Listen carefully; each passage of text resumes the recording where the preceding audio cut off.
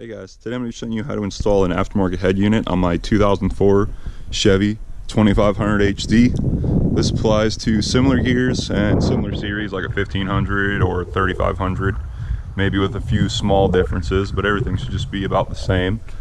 So let's go ahead and get on into it.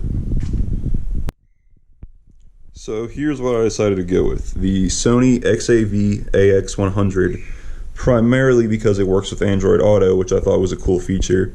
I will be doing a separate review on this head unit once it's installed. I got the wiring harness, the steering wheel control wiring harness, and the install kit for the actual head unit itself. So altogether, this came from sonicelectronics.com, which I recommend. I've bought tons and tons of stereo stuff from them, and they always deliver quickly. They always have the best prices from what I've seen. And that's about it. So let's get into installing it and how to get about that. We're now on the inside of the truck to start the installation. Like I said before, I already have an aftermarket head unit in here from the previous owner that I'm replacing, so the install might be slightly different, but all the basic characteristics still exist there. First, what you need to do is put your hand over here and pull back, and it'll be slightly tight. You're going to remove this trim piece from all the way around.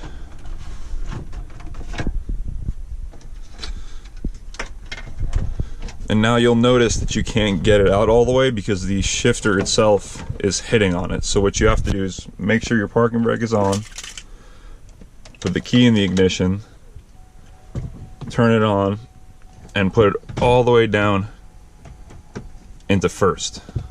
And then you can pull it out freely from there. Once you remove that piece and place it to the side, you will see where the bolts are for the radio. Whether aftermarket or stock, they should all be in the same locations. And the socket that I found that fits is a 9/32. Now, once you take out whether it's an aftermarket or factory head unit, you're going to be left with the main harness wire and the antenna wire. So what you want to do next is go to the parts that you ordered, because the one connector you received is going to mate up to this one, and then you're going to mate the wires to the actual head unit itself. And the antenna usually comes with an adapter to adapt to the type of radio that you bought. So let's go on to that.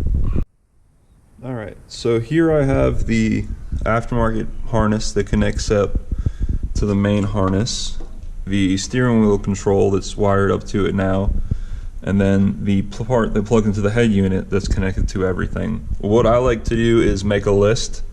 You'll get manuals with all of them, whatever product you get, and it'll show you the wiring colors and everything. What I like doing is making a list and making sure that everything matches to everything else, so it's an easy way to wire them up.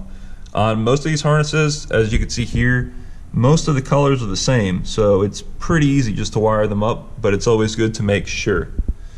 And that takes care of the wiring. There's a few things like you might not want to put a steering wheel control in, so it might be different. This one is a Bose and OnStar, so there's an extra 2 wires. It's different for most vehicles, but it's about the same on all of them. So just make sure you have your connections all soldered and heat shrunk, and then I'm going to finish it all up and make it all tidy once I plug it in now and verify that everything is working. Another thing I wanted to show you guys was how I ran the cable for the microphone. The best place I saw to do it was just to run it up through that corner right there, and then it easily comes out where the radio is right here, so you can plug it straight in. And the microphone itself, I'm going to clip onto the front piece when it goes back on, and it seems to be like a good place to put it. After you've plugged everything in and made sure that it works fine, that everything is good to go ahead and tidy up your wires a little bit depending on how you want to do it. I just chose to electrical tape them, make them all nice after I soldered and heat shrunk all my connections.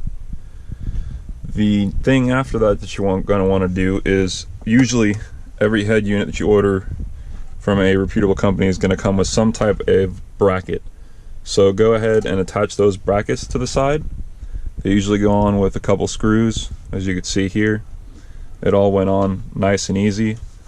And then I decided to just place this in here and test fit it just to make sure that everything looks just about right.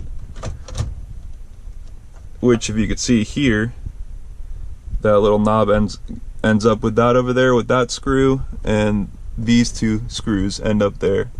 So it seems to look fine in there. So what I'm going to go ahead and do now is just connect everything back up and start tidying it all up and putting it all back together.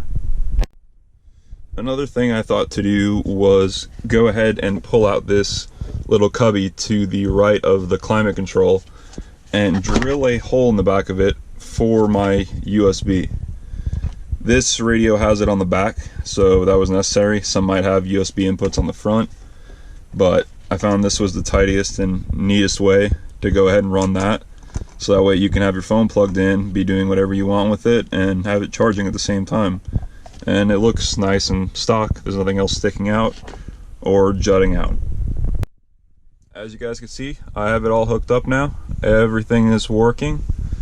The stereo controls, the seek button, the source button, the program button, and even the OnStar button. OnStar ready. Goodbye. Everything works as it should.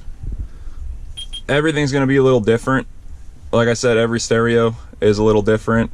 Every install is a little different.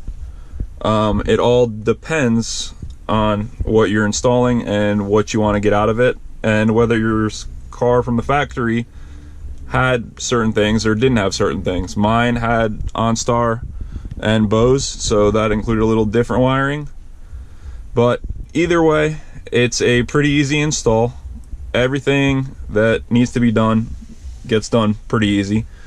If you guys have any questions, feel free to put them down in the comments below.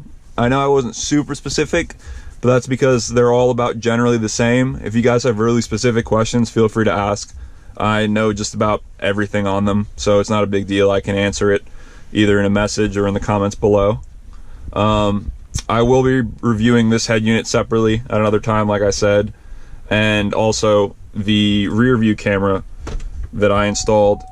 I will be doing a review on that and how to install it in a Silverado.